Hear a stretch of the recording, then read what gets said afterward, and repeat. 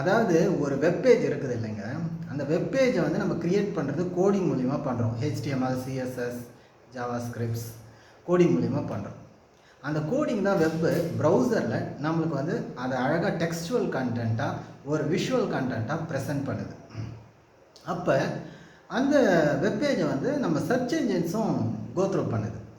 அப்போ நீங்கள் கிளியராக ஒரு குட் HTML-ஐ நீங்கள் ப்ரொவைட் பண்ணணும்.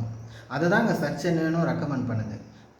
சர்ச் என்ஜின் கிளியராக ரெக்கமெண்ட் பண்ணுது, you should give the clean and good HTML. அது என்னங்க கிளியர் HTML-னா எரர்ஸ் இருக்கக்கூடாதுங்க. அதாவது இது எப்படிங்க நான் தெரிஞ்சுக்கிறதுனா, மார்க்அப் வேலிடேஷன் சர்வீஸ் அப்படின்னு கூகுளில் போடுங்க. மார்க்அப்னா the way you write the code. So உங்களுடைய நீங்கள் கரெக்டாக தான் கோட் எழுதியிருக்கீங்களா, இல்லை ஏதாவது எரர்ஸ் இருக்கா அப்படின்னு சொல்லிட்டு செக் பண்ணிக்கலாங்க. நீங்கள் போயிட்டு W3 மார்க்அப் வேலிடேஷன் சர்வீஸ்னு அடிச்சிங்கன்னா வரும். நான் என்னுடைய டிஸ்கிரிப்ஷன் பாக்ஸ்லேயும் உங்களுக்கு வேலிடேட் பண்ணுறதுக்கு URL வேலிடேஷன், CSS வேலிடேஷன் அதுக்கான லிங்க்கும் கொடுக்குறேன். இது இல்லாமல் ஒரு இன்டர்நேஷ்னலைசேஷன் வேலிடேஷன் ஒன்று இருக்குது. அதாவது வந்து how your website is visualised internationally அப்படின்றதையும் வந்து நம்ம பார்க்கலாங்க. ஓகே, இதுதாங்க நான் இப்போ சொல்ல வந்த விஷயமே என்னென்னா, சரி என்னுடைய வெப்சைட்டில் சில எரர்ஸ் இருக்குது, பெரிய தப்பு கிடையாதுங்க. ஓகே, சின்ன சின்ன எரர்ஸ் இருக்கிறதுக்கெலாம் நீங்கள் 100% நான் க்ளீன் HTML எழுதிட்டு தான் நான் அடுத்த வேலைக்கு போவேன்னு சொல்லிட்டு இருக்காதிங்க. Okay, make it your good effort. Okay, ஒரு கப்புள் ஆஃப் எரர்ஸ், அது வந்து சின்ன சின்ன எரர்ஸாக இருந்தால் no problem. Don't be it as a big எரராக இருக்கக்கூடாது. ஓகேங்களா? சரி, இந்த இன்டர்நேஷ்னலைசேஷன் வேலிடேஷன் அப்படின்ற ஒரு லிங்க்கையும் நான் இதில் தரேன். அதில் வந்து உங்களுடைய character encoding, language, text direction, markup, request related இன்ஃபர்மேஷன்ஸ்லாம் வரும். இது மூணுமே வந்து நல்ல ஒரு W3 டூல். ஓகேங்களா? W3 consortium tool.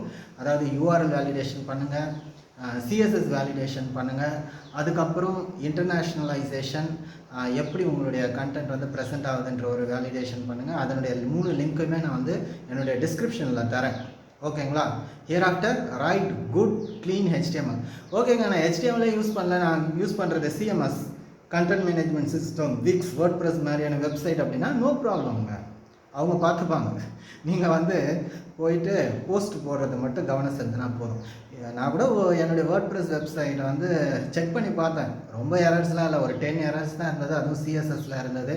So WordPress வந்து has made a lot of improvements in giving clean and clear HTMLங்க. விக்ஸ் பற்றி மற்ற CMS பற்றி உங்களுக்கு தெரிஞ்ச கமெண்ட் செக்ஷனில் கருத்து போடுங்க.